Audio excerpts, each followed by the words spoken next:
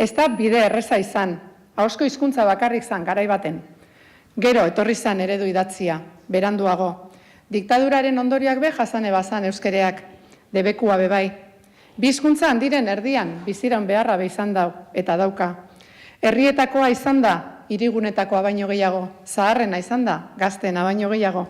Baina horreri danari buelta emon deutzogu. Eta gaur etxean eta kalean erabiltzen da, herrietan eta hirigunetan. Akademia bera be badau, sendo. Eta arautuz doa gure hizkuntza.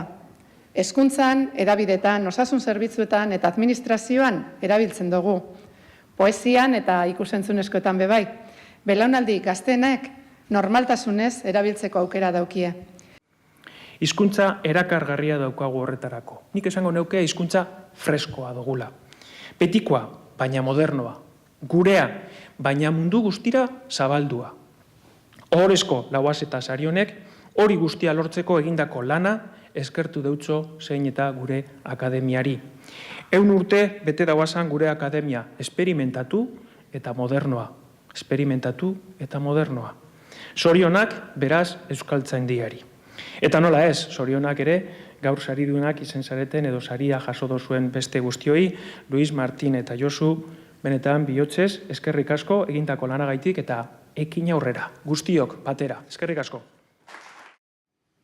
Egin dezagun, beraz, gaurkoa, eskerrak ematearekin batera, esfortzu bat, eta gogoratu dezagun gure historia, eta gogorapen horretan, atera dagiguzan ondorio batzuk, eta ondorio batzuk aplikatu dagiguzan gure etorkizuna gero eta euskaldunagoa izan dadin.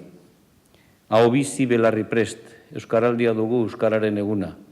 Ni seguru nago, eta euskaltzain osoek hori ja entzun diate, txapa bat paparrean daramagula hori garrantzitsua dela, baina garrantzitsuagoa dela biharko eguna. Biharko eguna ez dakit txapa aterako dugun, baina txapa hori barruratu egin behar dugu. Eta barruan daramagun txapa hori egunero eta leku oro erabili behar dugu. Euskera bera gure ahomietan, gure Espainetan egon dadin.